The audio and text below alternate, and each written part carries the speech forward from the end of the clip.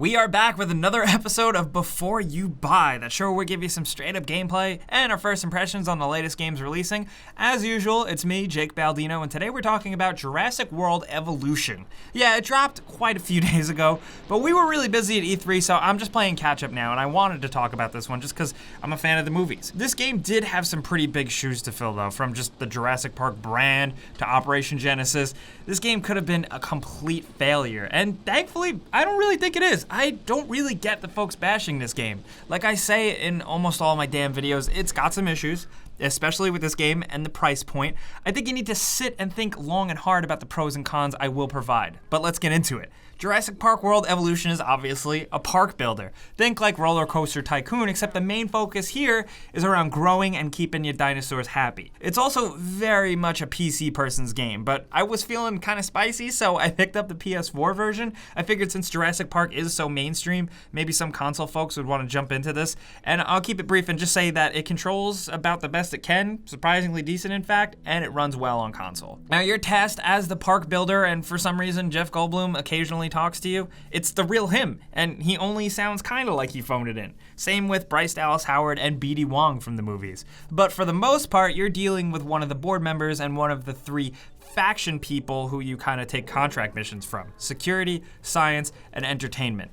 And you gotta listen to them the most, and their voice acting is pretty bad, but it doesn't really matter. Thankfully, what you're doing is actually really fun. Building a park from the ground up involves starting from the Hammond Center. You kind of send out expedition teams to dig up fossils, and then you bring them back and convert them into usable DNA, which from then you can breed a dinosaur. The grind is sending out teams to more places more than once and building up viability levels for dinosaurs, or essentially maxing out their stats and their chance of getting a successful breed. Along with that, each breed of dinosaur has their own progression system, so to speak, as you can alter their genome and give them slight modifications like more health, sharper teeth for attacks, and different skin colors. The more dinosaurs and the more variety to them, the more folks you have coming into your park and spending money. You can build restaurants, bars, fast food places, and different gift shops to generate more revenue. The game seems pretty simple at first, but I was happy to see that you can even go into each individual shop and mess with how many people work there, how much you're spending, and how much you're charging for products. That's just stuff I like. That's why I come to games like Roller Coaster Tycoon or the SimCity games for stuff like this. And Jurassic Park Evolution has a decent amount of it. It's not the most in-depth, but there's a lot there. From then, you build electric fences and gates to contain your dinosaurs in separate paddocks, and you also want to make sure that people can see them. That visibility is the big thing. Decent paths near the fences, as well as observation centers, observation towers, and even those gyrosphere things from Jurassic World will all improve your park rating and, generate you more money. With that, you also need to make sure the dinosaurs themselves are well-fed and happy. They have different land type preferences, they need to eat, they need water and ample medicine. They also need to only be around certain other dinosaurs and not feel bothered or cramped. They're actually really damn sensitive, and it takes a long time and trial and error to figure out every single dino's specific needs. I've seen that as kind of a complaint because the game doesn't hold your hand with it, and it's kind of weird, but it is one of my favorite aspects of the gameplay hooks, I'm not gonna lie. Then, of course, there's the facilities. You need to keep track of ranger stations for replenishing food and healing the dinosaur, as well as an asset containment unit to be ready for when shit inevitably goes wrong, because it totally does. Then, of course, you have to manage power stations, which need to be efficient because they can randomly have a power outage, giving you a bigger risk of escaping dinosaurs and stuff. Managing power lines actually feels like one of the only obtuse systems in the game, I will say that. It can be a bit annoying sometimes getting coverage while also building ugly, stupid power lines everywhere and kind of messing up your game. It almost feels like the older SimCity games, if you know what I'm talking about. But really, power is only one of a bajillion worries because the islands are also susceptible to random dangerous storms that will make things way more chaotic. Like power will go out, then the dinosaurs will get all riled up, and park guests can be killed. Unless you have emergency shelters built, hopefully you built enough of them, because it's really cool to see everyone freak out and go running for the shelters when you open them. The alarm sound and the music in these sequences, and just throughout the game in general, music-wise, is top notch. The game does a really good job at giving you the Jurassic Park tone and atmosphere, which as a fan, that's really what I come for. Doing research and leveling up facilities and upgrading them feels great and gave me the feeling of progressing through a game that I really was hoping for. I love progression systems because really, there's not much of a story, but it doesn't really matter at all. You're dealing with the three idiotic faction leaders, taking randomized quests for them. They get a little redundant, but it's just something to work through, and gaining favor with one of the three will unlock new amenities and stuff to build for your park. Plus, it's all a balancing act because if you favor contracts too much with one faction, the other two will cause troubles for you. Now, even still, with issues popping up here and there, like the storms, the outages, and diseases, I still found the game to be mostly not too much of a challenge. Fun? Yeah, absolutely, but just not too difficult.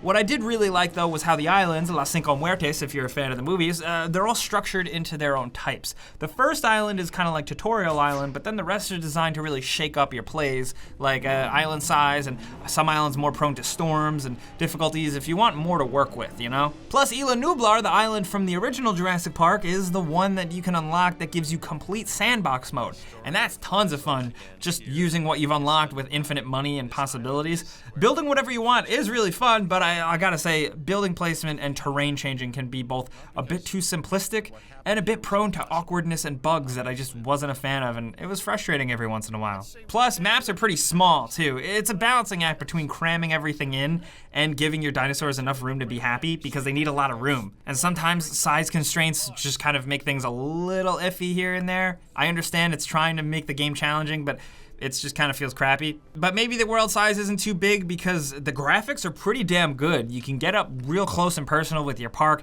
and the dinosaurs, zooming in close for detail and looking at all the crowds of people and stuff. Lighting and the landscapes look really great, and overall, from the concept to the visuals themselves, it's all impressive, especially if you want to manually take control of one of the jeeps or helicopters to drive around and take care of escaped dinosaurs yourself in third person. You can do that, and it's a nice little option. Still, dinosaurs and park goers themselves are really dumb. Dinosaurs kind of wander and don't always do much, and they don't really travel in packs or herds at all. And on the park goer side, I just wish there was a bit more to managing their individual happiness. The fact that the human factor barely matters, considering you're building a park, was kind of a big letdown to me, personally. The only other letdown is that there is plenty of gameplay here, but after a good couple hours, you've seen how it all goes down, really. There will always be cooler dinosaurs to grind for, but it's up to you and your preference as a player to decide whether or not you think it gets too repetitive or boring after a while. The game kept me intrigued for over 20 hours. I think that's decent, but some folks may drop off sooner.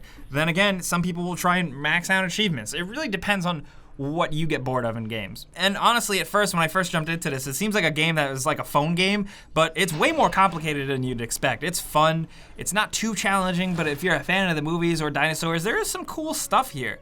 Now, is it worth full price as it is? I'm not totally sure, but I know that it isn't a terrible game by any means. Certain types of players, myself included, will have fun if this type of game is your type of thing. There's a lot of potential for a sequel or updates to just improve upon stuff also. Nothing is fundamentally wrong, just some stuff is missing or stuff isn't as strong as it could be. So I'm looking forward to seeing what the developers add in updates. But of course, that is a before you buy. You know how it goes down by now. I give you some pros, some cons, and some personal opinion, and now I definitely want to hear yours down in the comments. The game has been out in a while. I didn't get my hands on it earlier or anything, so I want to know what you guys are thinking. What's the craziest park you've built? Have you had any crazy moments? Or is the game just not up to your standards? Maybe you're an old school Jurassic Park game fan. I totally understand where you're coming from. Whoever you are and however you feel about this game, I want to hear from you down in the comments. Let's talk down there. I'll also be on Twitter, Facebook, and Instagram at Jake Baldino as usual. And find us on discord.gg/Gameranx if you want to hang out. But as usual, if you learned something, clicking the like button does help us out. We really appreciate it. And if you are new, you should consider subscribing because we put out stuff like this every single day. But as always, thanks for watching, and we'll see you guys next time.